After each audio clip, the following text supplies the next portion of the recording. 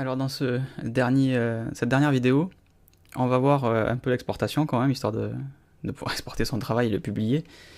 De nos jours, la publication se fait essentiellement sur Internet, mais il y a encore des photographes qui font des tirages, heureusement. Il y a aussi des expositions, vous pouvez avoir besoin donc de print. Et évidemment, c'est pas exactement la même chose.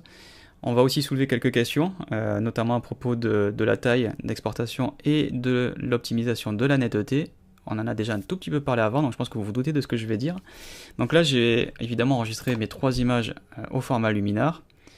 Comme ça, je vais pouvoir vous les donner. Je vous donne les originaux et les trucs finis. Compatible Windows avec l'historique. Il y aura juste qu'à relier évidemment avec les fichiers originaux. Donc là, avec exposé là sur le Mac, je vous montre à quoi ça ressemble. Donc on a ces 3 images que l'on veut exporter.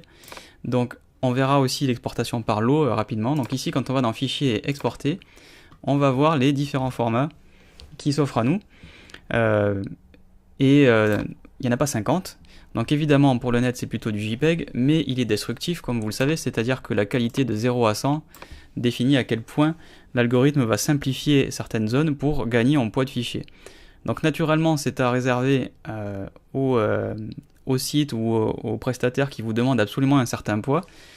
Si vous avez pas trop de limites, alors sachant que à taille 100%, alors il a été recadré en l'occurrence ce fichier, donc à taille 100%, en PNG, hop, ici, ça vous permettrait déjà d'avoir une image qui n'a pas de compression visuelle, c'est-à-dire que le PNG n'est pas destructif visuellement.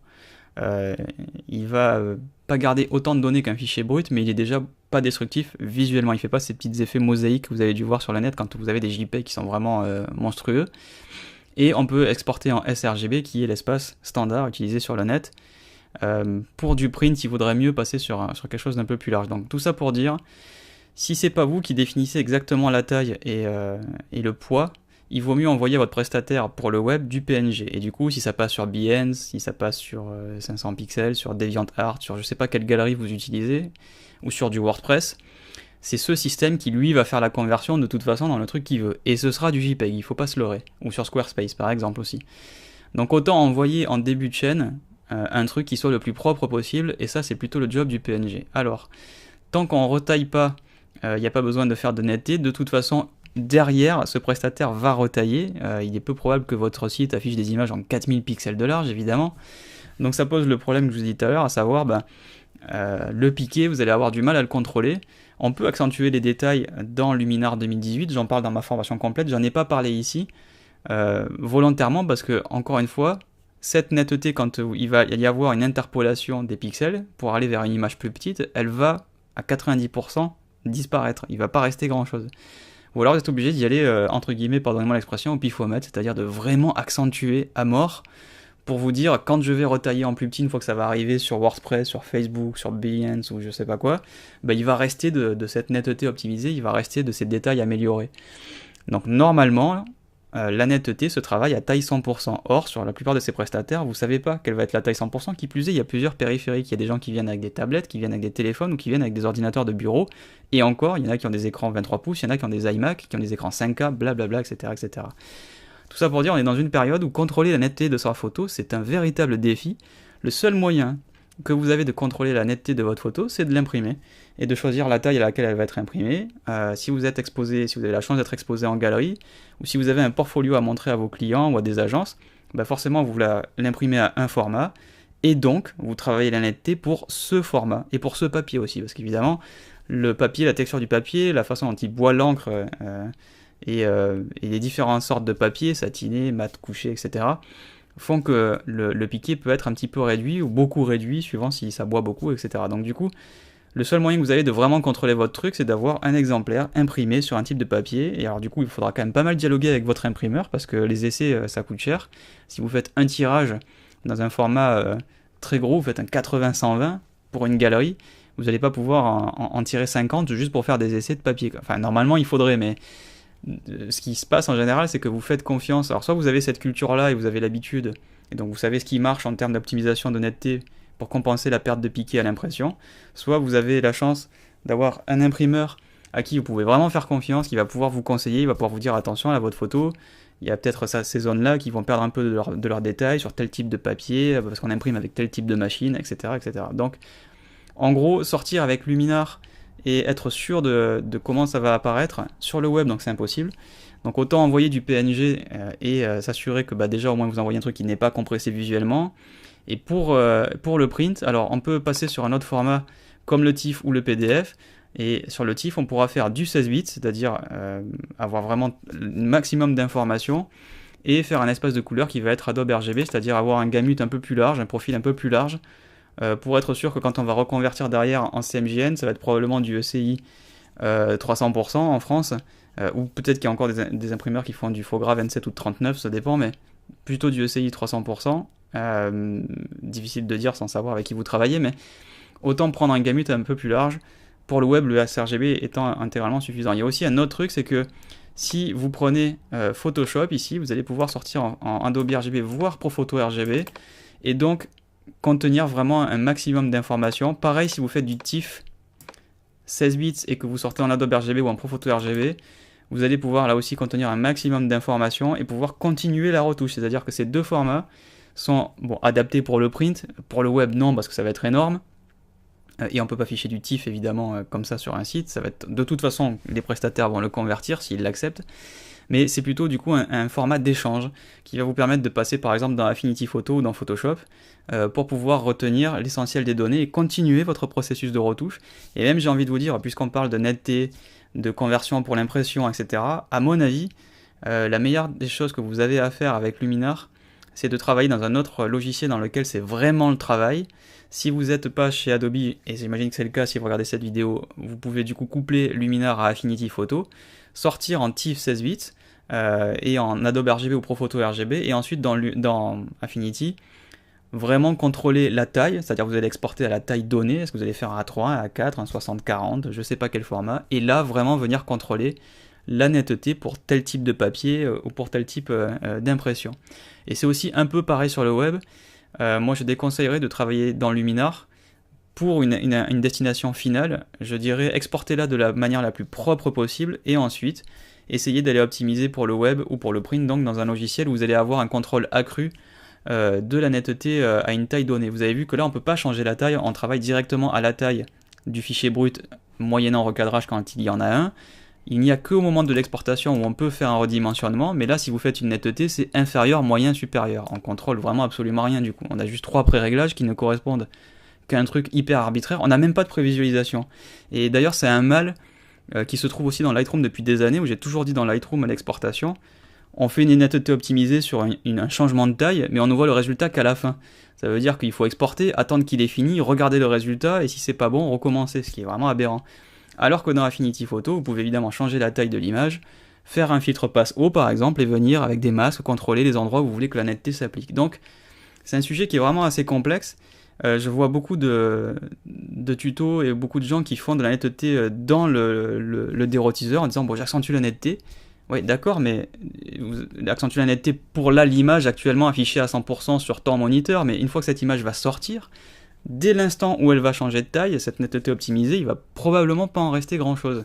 Donc il faut quand même vraiment se poser la question de la destination. On fait pas la même netteté pour du web que pour du print, et pour du print on fait pas la même netteté que pour un 10-15 ou un 60-40 ou une image qui va faire un mur dans une galerie si vous avez la chance d'exposer et de faire de belles expositions comme ça. Donc il faut se poser ces questions. Là du coup je vous ai donné quelques informations pour parer à peu près toutes les éventualités. Mais ça ne s'arrête pas là. Luminar, en ce sens, a finalement hérite des mêmes défauts que Lightroom, c'est-à-dire qu'en termes d'exportation, on n'a pas d'aperçu de ce qu'on fait, et ça reste un petit peu, c'est un peu à main levée, quoi. Et je regrette ça, c'est un petit peu dommage.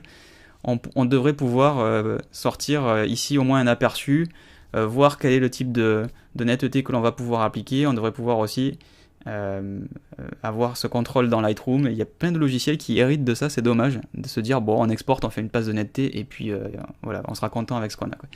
Donc là par exemple, si on voulait publier sur le net, on prendrait JPEG en sRGB. Là si je veux aller continuer mon travail dans Affinity, je vais faire Adobe RGB ou ProPhoto RGB qui est encore plus gros, du TIFF en 16 bits ou même carrément au format PSD, puisque Affinity Photo est tout aussi capable de faire du format PSD. Alors attention à bien vérifier que vous prenez du 16 bits pour englober toutes les informations. Alors ensuite, ce que l'on va voir, c'est le traitement par l'eau. Alors attention, le traitement par l'eau, je vais fermer les images. puisqu'il permet vraiment d'être... il est accessible directement sans avoir une image ouverte. Alors, Luminar, normalement, on va le réouvrir. Tac. Et vous allez voir le traitement par l'eau s'afficher. Donc, hop, Spotlight Luminar 2018. Et vous voyez ici, traitement par l'eau. Voilà la fenêtre. C'est du coup bizarre que quand on ferme les fenêtres, on ne peut pas y accéder, mais quand on ouvre Luminar, il n'y a pas d'image, mais traitement par l'eau est accessible. Je pense que c'est peut-être un petit bug. Donc ici, on peut choisir une image où il y a, vous voyez, les CR2. Vous voyez que les Luminars ne sont pas pris. C'est quand même c'est dommage. Donc en gros, les CR2, ici, je peux les ouvrir. On va cliquer sur continuer. Et là, on peut faire un pré-réglage. Ça veut dire que si j'ai fait un pré-réglage de développement, je peux l'appliquer et je peux sortir donc dans un des formats. C'est dommage de ne pas pouvoir... Et c'est pour ça que je voulais vous le montrer, parce que j'imagine que vous allez vous y attendre, mais c'est pas possible. J'aurais aimé exporter mes 3 images d'un coup, par exemple, pour les sortir toutes en JPEG pour le web, ou toutes en TIFF 16 bits pour aller les retoucher, mais malheureusement c'est pas possible. Les fichiers .luminar enregistrés ici, je peux pas les amener pour les sortir tous d'un coup. J'imagine que ça viendra, mais pour l'instant c'est pas très rare. Donc si vous avez fait 150 retouches, et que vous n'avez pas fait 150 fois fichier exporté, à bien exporter aux images, vous voulez tout faire d'un coup, vous ne pourrez pas, ou alors j'ai manqué un épisode. Mais là, les Luminars que j'ai jamais réussi à les exporter tous d'un coup. On peut lui amener des fichiers bruts, sur lesquels donc on va faire un réglage et les exporter derrière, mais un truc où on a déjà travaillé dessus et juste les exporter, on ne peut pas. C'est quand même un tout petit peu dommage de ne pas pouvoir le faire. Donc encore une fois, et on va conclure là-dessus, Luminar est un logiciel assez jeune, il est déjà extrêmement performant et c'est déjà beau d'avoir une alternative à Lightroom à ce prix-là, une alternative pour le développement, puisque malheureusement, on n'a pas encore le module catalogue qui va arriver, il sera peut-être déjà arrivé dans Luminar 2019 quand vous verrez cette vidéo, donc c'est définitivement un logiciel qui est en pleine mutation, en pleine amélioration, et là où on ne peut pas vraiment leur en vouloir, c'est que donc non seulement il est jeune, mais la mise à jour de Luminar 2018 à 2019 va être gratuite, et on aura donc ce module de tri, qui sera certes pas encore au niveau de Lightroom, mais qui aura le mérite d'exister. Donc le logiciel va s'améliorer, il y a eu déjà beaucoup de mises à jour de Luminar 2018 pendant l'année 2018, et le fait d'offrir les mises à jour à venir pour la version 2019, c'est vraiment, vraiment très sympa. On sent évidemment qu'il y a une volonté de conquérir une audience nouvelle, une audience qui ne veut pas s'abonner et qui veut trouver une alternative à Lightroom, donc évidemment c'est plutôt bien joué de leur part. Donc on va finir là-dessus, il y aura encore vous voyez des petits trucs qui sont peut-être un peu absents et qui mériteraient d'être améliorés, mais j'espère vous avoir convaincu que Luminar était quand même très performant pour la retouche de fichiers bruts et en particulier pour le portrait. Vous avez vu qu'on peut faire vraiment plein de trucs très très cool pour un prix qui défie toute concurrence, évidemment, quand on compare au prix de l'abonnement de Lightroom. On peut le coupler, vous l'avez vu, avec les paramètres d'exportation sans problème avec Affinity Photo. Si on sort en TIFF 16 bits, on peut poursuivre son travail dans Affinity pour faire de la retouche plus poussée ou faire du trucage. N'hésitez pas sur tuto.com à consulter mes tutos gratuits sur Affinity et sur Luminar pour continuer votre apprentissage. J'ai une formation complète aussi sur Luminar qui va vous expliquer tous les filtres, vous avez vu qu'il y en a plein. On ne les utilise pas tous tout le temps évidemment, vous avez vu que là, on n'a pas besoin d'utiliser 150 filtres pour faire de la retouche de portrait, donc si vous voulez avoir une formation un peu académique, vous pouvez aller voir cette formation complète là aussi sur tuto.com. Moi je vous invite plutôt à consulter aussi les tutos gratuits qui vont vous apprendre d'autres choses. Et surtout, pour aller un peu plus loin, pour vous donner un petit défi, si vous êtes en train d'apprendre de nouveaux logiciels et de vous séparer de Photoshop et de Lightroom, ben voilà, allez regarder ce que j'ai fait sur Affinity Photo, puisque Luminar peut être une alternative à Lightroom, moins le tri, autant Affinity Photo peut être une alternative à Photoshop, et les deux peuvent travailler ensemble de manière très très bonne. C'est pas encore aussi fluide évidemment que du tout Adobe, puisque c'est pas les mêmes éditeurs, mais on arrive quand même à quelque chose de très très bien pour, je crois que si on achète les deux sans promo, on est autour de 120 €. Sauf que vous pouvez le garder ensuite 2 ans, 3 ans, 4 ans et ne pas avoir évidemment à repayer, alors que l'abonnement sera à 130 € je crois par an du coup sur le Creative Cloud. Donc on a encore de nouvelles fonctions à avoir avec Luminar 2019 quand il sortira. Probablement que je ferai une petite mise à jour de cette formation pour vous apprendre ce qui a changé, s'il y a des choses qui concernent la formation évidemment, si rien n'a bougé au niveau de la retouche de portrait.